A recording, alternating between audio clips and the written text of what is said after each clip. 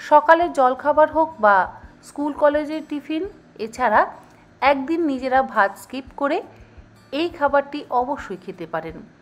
নমস্কার বন্ধুরা, তন্হির পাকশালাতে সবাইকে স্বাগত। আজকে আমি আপনাদের সঙ্গে একটি হেলদি স্যালাডের রেসিপি শেয়ার করছি। এটাকে আপনারা প্রোটিন স্যালাডও কিন্তু বলতে পারেন। একঘেয়ে রোজ রোজ ভাত রুটি মাছ মাংস না খেয়ে মাঝে মধ্যে এইরকম খাবার দাবার খাওয়া যেতেই পারে। তাহলে দেখে নেওয়া যাক আমার আজকের এই রেসিপিটি। হেলদি মুগ ডাল স্যালাড বানাবার জন্য 100 গ্রাম পরিমাণে বড় সাইজের মুগের ডাল ভালো করে ধুয়ে 1 ঘন্টা জল দিয়ে ভিজিয়ে রেখেছিলাম। চাইলে আপনারা 2 ঘন্টাও ভিজিয়ে রাখতে পারেন।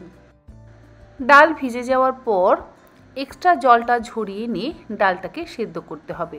তার জন্য একটা সসপ্যানের মধ্যে ঢেলে নিচ্ছি। আর এর মধ্যে দিয়ে দেব 1.5 কাপ পরিমাণে জল। জল খুব বেশি ব্যবহার করবার প্রয়োজন নেই। প্রেসার কুকারে কিন্তু কখনোই সেদ্ধ করবেন না, একটা বাটির মধ্যে সেদ্ধ করবেন।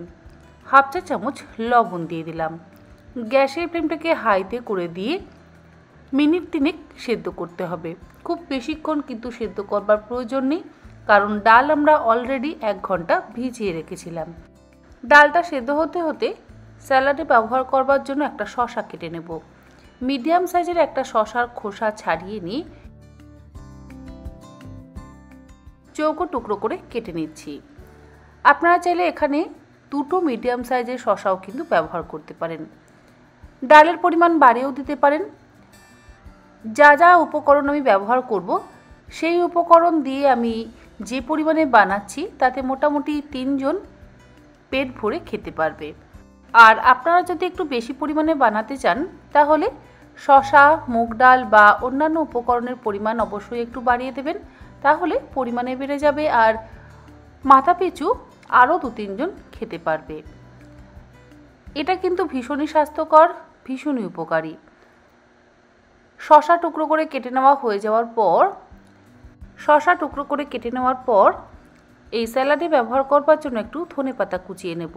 আর এই যে ধনেপাতার ডাঁটিগুলো আলাদা করে রেখে দিলাম, এগুলো কিন্তু ফেলবো না। এগুলো স্যুপ বানানোর ক্ষেত্রেও ব্যবহার করা যায়, আবার চিকেন রান্নার ক্ষেত্রেও ব্যবহার করা যায়, বা অন্যান্য যে কোনো চচ্চড়ি রান্নার ক্ষেত্রেও ব্যবহার করা যায়। অল্প একটু ধনেপাতা আমি একদম মিহি কুচি করে কেটে নিলাম। ধনেপাতার পরিমাণও আপনারা অবশ্যই নিজেদের ইচ্ছে মতন ব্যবহার করবেন। ডালটা ফুটে উঠেছে আর ডালের ওপরে এই যে এক্সট্রা ফেনাটা তৈরি হয়েছে সেটা তুলে ফেলে দেব।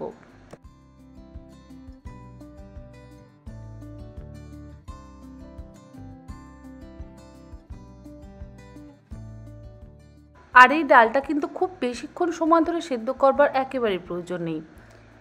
3 থেকে 4 মিনিট ম্যাক্সিমাম হাই ফ্লেমে ডালটা সেদ্ধ করে নেবেন। একদম নরম করে কিন্তু ডাল একেবারে সেদ্ধ করবেন না। এমনিতেই ডাল আমরা 1 ঘন্টা ভিজিয়ে রেখেছিলাম, তাই সেদ্ধ হতে সময় খুবই কম লাগবে। দেখুন আমি হাতে করে ভেঙে দেখিয়ে দিচ্ছি। 2টো আঙুলের মধ্যে নিয়ে চাপ দিলেই কিন্তু সুন্দরভাবে ভেঙে যাবে।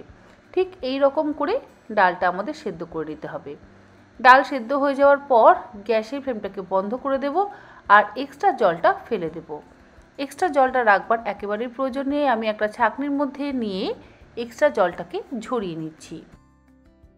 সেদ্ধ ডালের জল ঝরিয়ে নিয়ে একটা আলাদা বাটির মধ্যে ঢেলে নেব।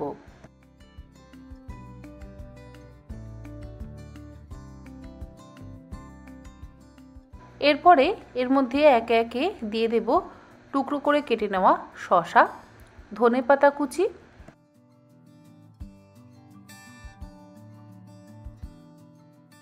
1/3 কাপ পরিমাণে দিয়ে দিচ্ছি বেদানা অর্থাৎ ডালিম বা আনার দানা যেটাই আপনারা বলেন। 1/3 কাপ পরিমাণে দিয়ে দিচ্ছি চিনেবাদাম বা শিংদানা।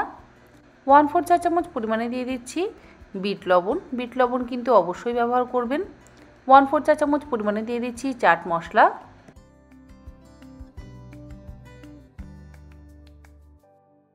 1 চা চামচ পরিমাণে দিয়ে দিচ্ছি ভাজা জিরের গুঁড়ো। এটা অবশ্যই ব্যবহার করবেন। এটা দিলে স্বাদও বাড়বে, গন্ধ ভীষণ সুন্দর হবে।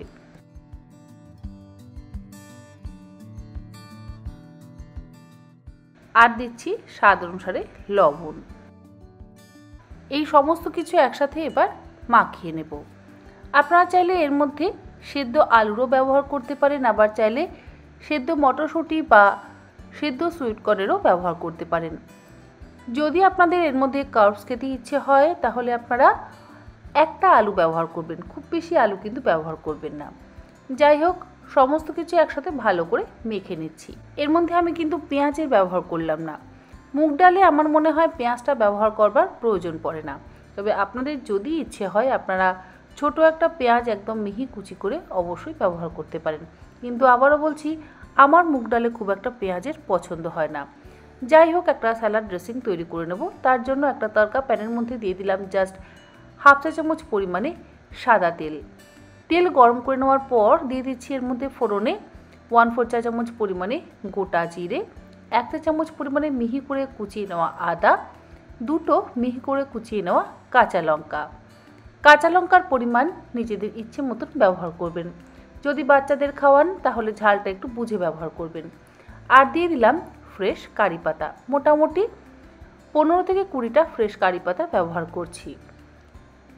গ্যাসের ফ্লেমটাকে লো টু মিডিয়ামে করে দিয়ে এই তড়কা বা ফোড়ন যেটাই বলেন বা স্যালাড ড্রেসিং যেটাই বলেন সেটাকে খুব ভালো করে ভেজে নেব। মুগের ডালের সাথে আদা কিন্তু ভীষণ ভালো যায়, তাই এখানে আমি আদা, কারি পাতা, কাঁচা লঙ্কা আর একটু গোটা সর্ষের ব্যবহার করলাম। মিনিট 2-3 সময় ধরে মিডিয়াম টু হাই ফ্লেমে একটু ভেজে নিয়ে গ্যাসের ফ্লেমটাকে বন্ধ করে দিয়ে এটা এবার ঢেলে দেব স্যালাডের মধ্যে। তারপর একসাথে খুব ভালো করে মিশিয়ে নিলেই তৈরি হয়ে যাবে দারুণ সুস্বাদু হেলদি মুগ ডাল স্যালাড। তেল দিয়েছি বলে ভয় পাবেন না। অনেকে হয়তো বলতে পারেন হেলদি খাবারে তেল কেন ব্যবহার করলেন। খুব সামান্য পরিমাণে যদি একটু তেল ব্যবহার করা হয় তাহলে অস্বাস্থ্যকর কিন্তু একেবারেই হয় না, কারণ প্রত্যেকের শরীরেই সামান্য পরিমাণে একটু তেলের প্রয়োজন আছে, তা না হলে একদম শুকনো হয়ে যাবে বা শুকিয়ে যাবে। আমরা কি করি, অতিরিক্ত তেল খেয়ে ফেলি। যে কোনো খাবারই যদি মেপে খাওয়া হয়, সে তেলও যদি খাওয়া হয় সেটাও যদি মেপে খাওয়া হয় তাহলে কিন্তু স্বাস্থ্যের পক্ষে একেবারেই ক্ষতি নয়। আমাদের মুগ ডাল স্যালাড একদম তৈরি। এবার এটাকে আমি সার্ভ করছি। আপনারা স্কুল কলেজের টিফিনেও সার্ভ করতে পারেন, আবার যারা অফিসে যান তারাও এইভাবে স্যালাড বানিয়ে নিয়ে যেতে পারেন। এটা কিন্তু খুবই স্বাস্থ্যকর আর খেতেও অসম্ভব সুস্বাদু। আশা করি আমার আজকের এই স্যালাডের রেসিপি আপনাদের ভালো লাগলো। ভালো লাগলে এই রকমভাবে অবশ্যই একবার বাড়িতে বানিয়ে নিজেরা খান, বাচ্চাদের খাওয়ান এবং পরিবারের সকলকে খাওয়ান। ওপর থেকে সবশেষে ছড়িয়ে দিলাম সামান্য পরিমাণে একটু ধনেপাতা কুচি, আর যাতে দেখতে সুন্দর লাগে সেই জন্য সার্ভ করবার পর একটু কারি পাতা রেখে দিলাম। আজ তাহলে এই পর্যন্ত, আবার হাজির হয়ে যাব অন্যদিন অন্য কোনো রেসিপি নিয়ে। ভালো থাকবেন, সুস্থ থাকবেন, ধন্যবাদ।